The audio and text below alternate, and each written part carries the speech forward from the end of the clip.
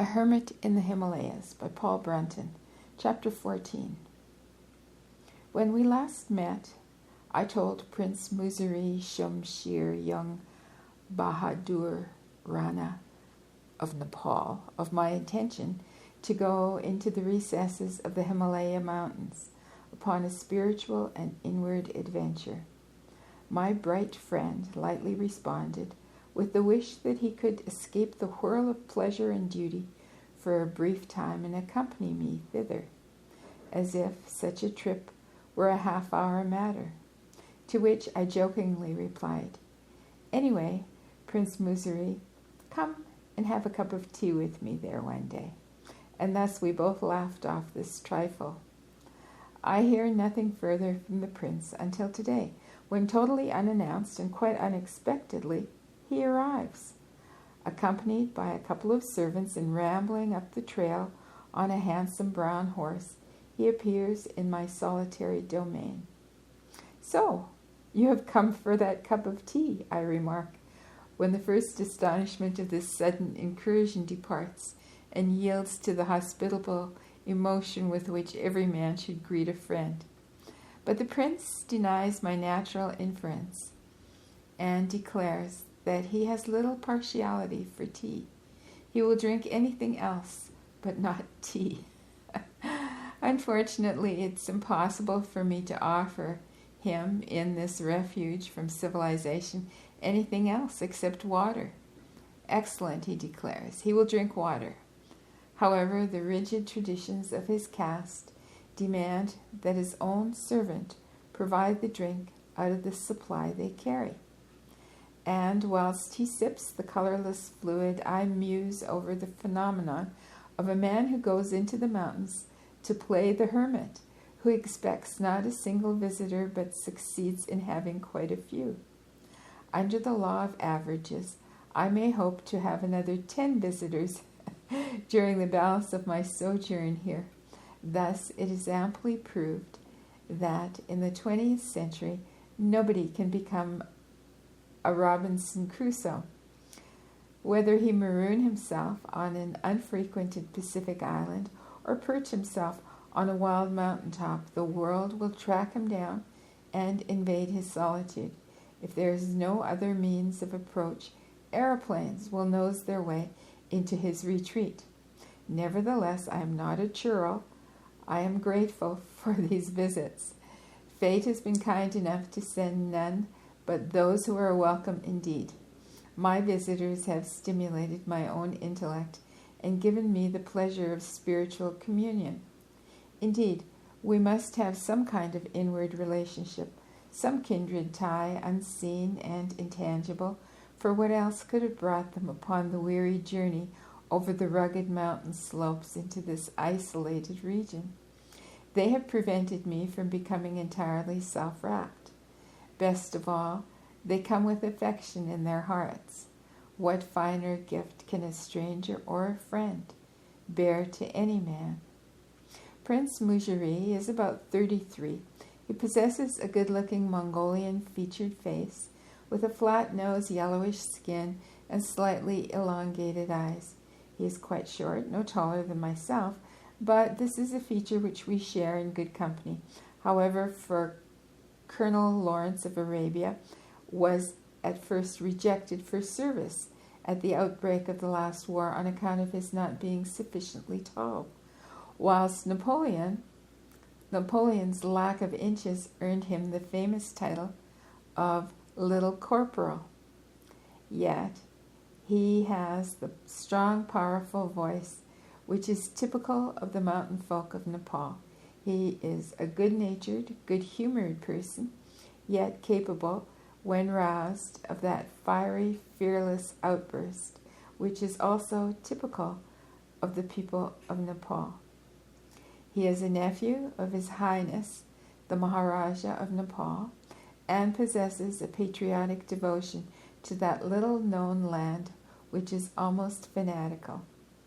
When a few years ago there was a risk of war with Tibet over some petty frontier incident, a risk which was averted only at the last moment, he exclaimed, "So much the better for the Tibetans," And he would often point proudly to the fact that the sturdy little Gurkhas are the best fighting material in the British Indian Army, and that they have made their own officers.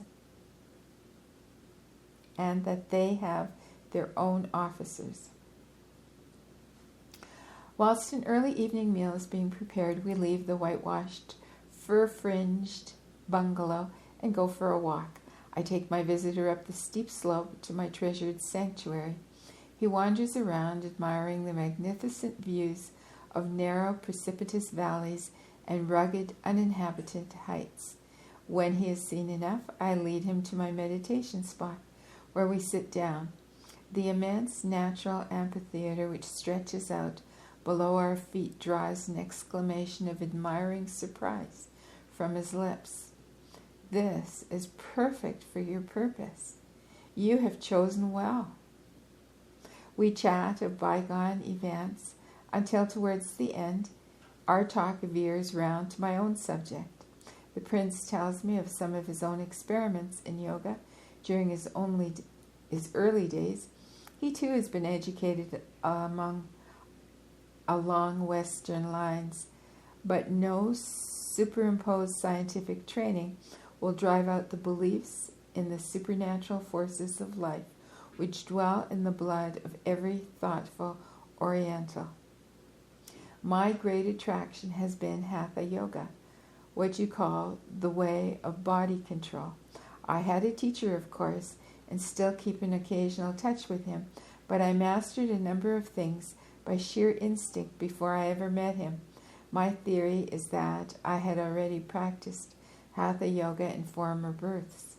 I began with physical postures, which form the basis of this system, and found to my surprise that these seemingly difficult contortions of the body came easily enough to me.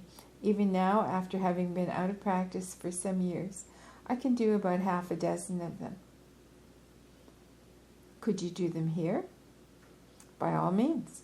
And the prince demonstrates a few of the physical yoga attitudes which are familiar enough to me. First, he gets into peacock posture, so called because the finished attitude strikingly resembles the outline of a peacock's body. Then he adopts the grasshopper posture. His third posture is the embryo posture, the child in the womb. The fourth posture, Sarvangasana, he performs exactly as it was performed by Brahma, the Hatha Yoga, whose life and attainments I described in A Search in Secret India. The prince's final effort is the bow posture, or the bow posture, B-O-W. I have to admit that the prince's body offers an excellent testimonial to the efficacy of the yoga of body control because, although now only 33, he looks as young as a lad of 19. His health is perfect. He diets himself strictly, eating no more than one meal a day, and often doing with less than even that. He strongly believes that most people overeat and thus wear out the bodily organs with unnecessary work. He mentions Basti, B-A-S-T-I, a curious practice of the ancient Hatha yogis. It is their way of cleaning the colon by flushing it with water after going waist deep into a river. It's still being done, he tells me. I do not know of a single European who is able to perform that hygienic habit, I reply, although some of us have taken to intimating it by artificial methods, which we call the internal bath. My own son, who is only 12 years old, practices Basti perfectly by the ancient way, he adds. We return to the bungalow after the sunset sky, where blue and cerise pale down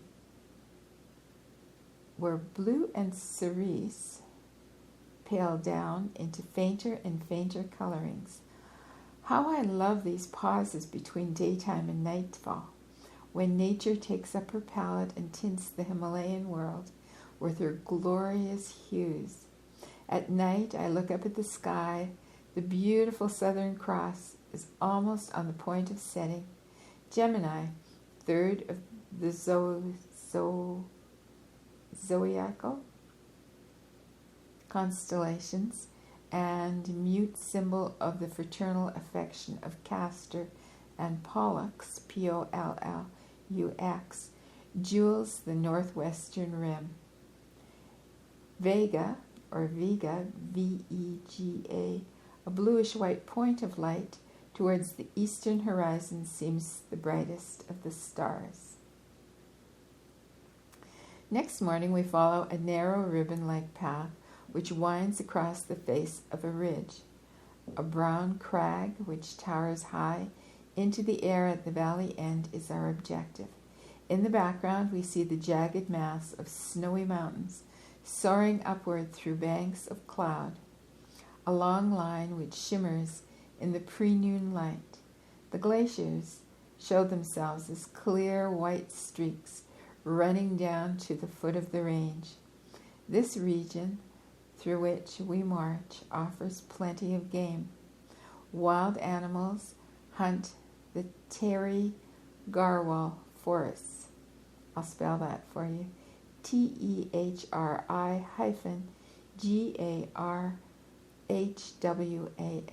The Terry Garhwal forests and mountains. From time to time I hear some wild creatures howl, breaking the forest's uncanny stillness when I lay awake at night, and then realize what a tempting field of operation the state of Terry would be for me were I a game hunter. We ascend the sloping ridge along a trail of broken bits of rock and loose stones which are swept down from the mountain sides by the high winds, which sometimes attain cyclonic force. We skirt around ravines and make our way along the face of the high bluff.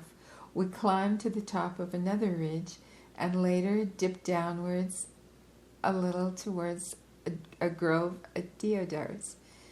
In one place we have literally to cling to roots and stones with both fingers and feet, such is its steepness. When we have walked or climbed for some miles, heavy mists come rapidly on the scene, blotting out most of the landscape and threatening rain. We are compelled to halt. Fortunately for us, the mists clear later as they lift and float away below our feet into the valleys below. They disclose the mass of tangled ranges once more, and the scene is magically changed. We make our way along the high, tree-girt ridges.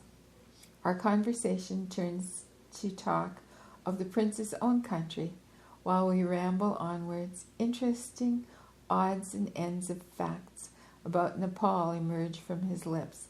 Interesting because the ruling authorities of his land keep it still a land of mystery and permit very few people of Western birth to cross its frontiers, although they do not go so far as Tibet in their exclusiveness. Nevertheless, it is a closed land, closed doubtless by mistrust of the Europeans.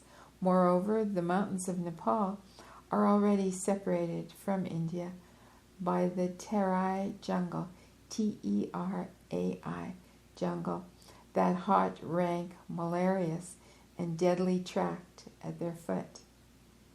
In these post-war days, part of Europe has taken to dictatorship as the most effective form of governing a country, I remark, and I believe that your people have adopted that form too. Prince Muzuri replies, yes, what Nepal did more than half a century ago, Europe is doing today. My uncle, His Highness the Maharaja, wields the widest powers over the people and is virtually a dictator. He rules in the fullest sense of the term, but his rule is benevolent, and his desire is to use his power for the benefit of all his subjects. For instance, 2 years ago, we had a tremendous earthquake in Nepal, which shook and split the land from end to end of its 500-mile length. Our capital town of Kathmandu is almost completely shattered to pieces. His Highness went to live in a temporary shelter. He stayed there for a long time. When the public and his relatives repeatedly begged him to rebuild his palace, he replied, "Not until my people are comfortably rehoused will I allow a single stone to be laid for my own house." His Highness, incidentally, is a daredevil rider on horseback and will make his horse gallop furiously down the steepest slopes of the Himalayas. Even our best cavalry officers cannot keep up with his riding. A little later, I learned that, quote, "the Sherpa tribesmen who help us so largely in the various Mount Everest climbing expeditions live in Nepal, near the Kanglachan Pass. Their courage and endurance have made possible the results already achieved in these enterprises, and without them your British mountaineers would never reach the heights attained." End quote. When we reach the top of the crag, we sit down and surrender ourselves to contemplation of the panorama which unfolds itself. I then rest for a half hour in silent meditation, and the prince joins in the speechless friendship. I sense the peace that coils itself around us, both in spirals. I squat beside him and let my mind disengage itself from its moorings and slip gently back into the holy source whence it's derived its life.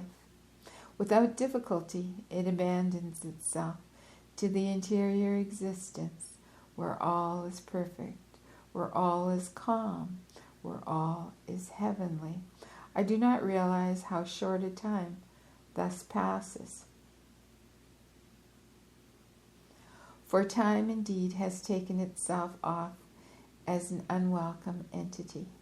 I know only that I have thrown off the rags of personal vanity and intellectual pride, that I have been suddenly humbled, and that I sit wearing the robes of ineffable reverence before the great power of nature that has manifested itself with such overwhelming grandeur. Take back thy truant child, O great mother, I cry silently, and let him henceforth depend upon my guidance and thy love alone. In her higher presence, the true relationship betwixt man and his Maker discloses itself anew, and there is a hush as poignant and as gentle as the hush of eventide. When we arise and begin the return journey, a quiet smile of understanding passes between us, but there is no verbal reference to what we have felt. This evening, I hear an extraordinary story from Prince Mujeri about an experience which came to him several years ago. Quote, "In your book, A Search in Secret Egypt, you have described a Cairo magician who claimed to have under his control the jinns, Jinns, or non-human spirit beings. Once I met a similar man, and the events which followed were so startling that I cannot, however, dismiss them as a trick of the imagination, nor can I believe in all that I saw with my own eyes. I wonder whether you would agree in putting them down to the jinns also. Really, it is a case for a jinnologist, if such a type of researcher exists. A Fakir visited me and asked me to join with him in an experiment involving these jinns. He belonged to the Himalayan people called the Garhwalis. I did not care for that sort of experiment, however, and refused to have anything to do with it. But for several days he continued to press me, although still without success. Finally he said he would insist on carrying out whether I consented or not. His explanation was that he had been associated with the jinn for many years. It had been in his service throughout that time. Now, however, he wished to renounce magic, or sorcery as you might call it, and take to the higher path of a spiritual yoga. To accomplish this, he would have to give up the jinn and separate from it. The jinn replied that it would never agree to leave him unless he got it transferred to a suitable master. The fakir therefore went in quest of such a person who could relieve him of the jinn. For some reason, which I never knew, he picked me. But I continued to tell him that I would have nothing to do with such sorcery.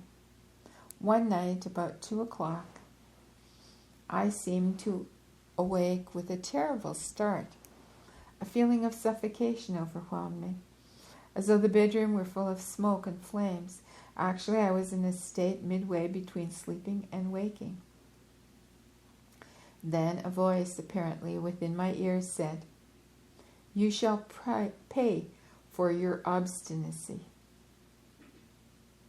The choking sensation got worse, and I felt that my last moments on earth had come.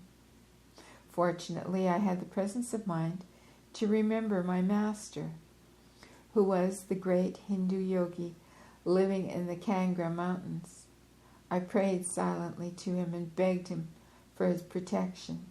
My master's power eventually manifested.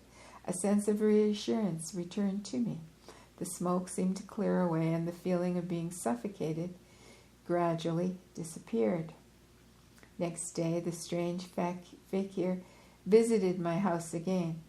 His very first words were, "Do you know why you had that experience of suffocation last night?" "I shall tell you. My jinn was so angry with you for refusing to become its master that it tried to punish you. But your own yogi master interfered and saved you. I am sorry it attacked you, and I wish I could have prevented it. Unfortunately, I have now lost much of my own control over the spirit, and I was almost helpless. That day I attempted to transfer the jinn to your service without your knowledge. Had I succeeded, it would have helped your material affairs to an extent which you can hardly guess. But something went wrong with the magical ceremony which I performed. I left out one of the essential precautions, either through carelessness or forgetfulness. The result was that I could not control the jinn anymore. Now that it has failed, owing to the protection of your master, the jinn has returned an evil attention towards me. It declares that it will kill me before the next new moon. I live in fear that I shall pass away from this world soon." The prince stopped his narrative to catch his breath. "Such was the weird story I heard from the fakir," continued Prince Mujeri a minute later. "To me, the whole thing seemed too utterly fantastic. With my modern education, I was skeptical, could not credit his explanation. I preferred to believe that I had been the victim of an ordinary nightmare. But wait. Pardon me, but are you sure you had not told the fakir about the experience before he attempted to explain it?" The prince is most emphatic. Not a single word, not even to anyone else. The man knew all about it before his arrival. It was astounding. But listen to the sequel. I know that this will sound like a tale from the enchanted days of the Arabian Nights, but you have had enough experience of the Orient by now to know that these incredible marvels may have been and perhaps still are possible. My companion pauses. A grave expression flits over his face. Very soon afterwards, the fakir was attacked by that dread disease of galloping consumption. 18 days later, he was dead. His end came exactly 1 day before the new moon, just as the jinn had threatened.